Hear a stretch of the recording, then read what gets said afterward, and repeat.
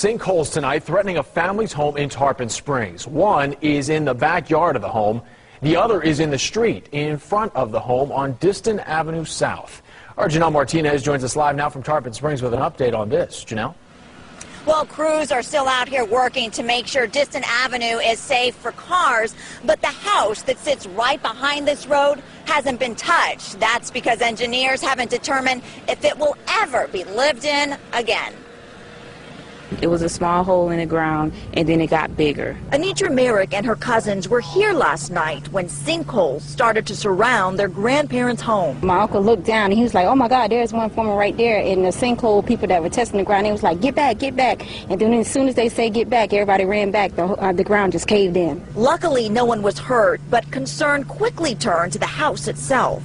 We all celebrated all the holidays here, family gatherings here.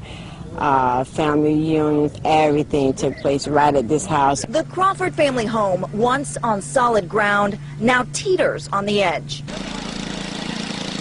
This morning, crews started filling the hole that took out Diston Avenue in the front yard, but the one that flipped the concrete shed out back onto its side is still wide open. Nathaniel and Virginia Crawford lived here for 50 years, but had only minutes to escape, leaving with only some medicine and a pocketbook. There's things in there that could never ever be replaced. We have family treasures in there.